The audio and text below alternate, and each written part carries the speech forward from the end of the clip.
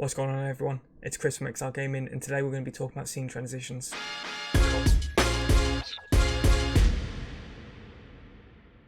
Now, there's loads of options that are available to us when it comes to actually transitioning between scenes. We've got fades, cuts, slides, and we'll pull up some demonstrations in a second. But probably the reason that you're here is for a custom animation. How can I customize the way that I transition from one scene to another? And we refer to those as stingers. A stinger is just that. It's our own personalized way that we go from this scene to this scene. Now, there's many different reasons why we would use that, and it's so popular. Not only does it set us apart, but more importantly, it allows us to reinforce our brand. So let's just pull up some scene transitions and just see what they look like. Right, I've got my scene transitions, and if you can't see that, if you click on View, Docs, and then Scene Transitions, you'll be able to dock it. And on my drop down, I've just got a cut, which allows me to cut between the two scenes. Moving on, I've got my drop down, which I'm just going to select fade, and as you can see, it's got a duration, and that duration is in milliseconds. So that is how long do you want the transition to last. So if we change our duration to 1000 milliseconds, it would last a second, and if we change it all the way down to 100 milliseconds, it would last 0.1 of a second. We've also got fade to color. So if we click on that and we select the color, when we transition, and by clicking the little preview, what it'll do is it'll fade into that color and then transition into another scene. Next, we've got Luma wipe.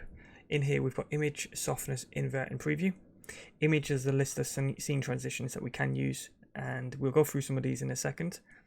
Softness is how soft do you want the edges to be. So if we make this down to 0.03, the edges would be quite rigid, and there would be not a lot of fade between the end of the transition. However, if we bump this up to 1, it would be very soft, and it would almost be like a gradient. Invert will just reverse the order, and preview will just allow us to preview the transition before we actually move on.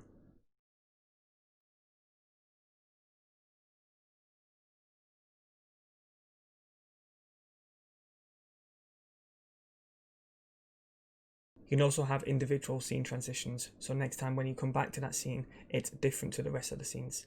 So you want to right click, click on scene transitions, and select the scene transition that you'd like.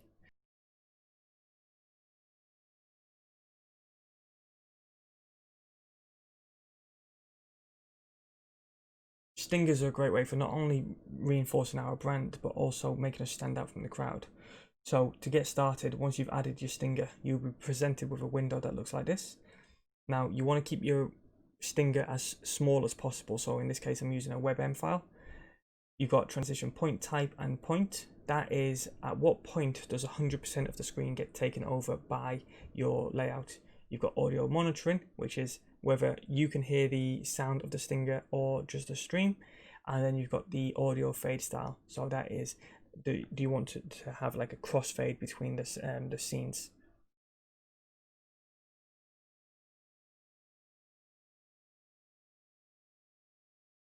Now, to get started in creating your own stinger, you're going to need a tool like Adobe After Effects. But in short, what you need is a transparent background, and then at some point in that transition, whether it be 5 seconds, 30 seconds, or 50 seconds, you want to have 100% of the screen taken over. So right now we've got 100% of the screen taken over. So in the background, OBS can transition between the two scenes, and it seems like it's flawless because it happens so quick.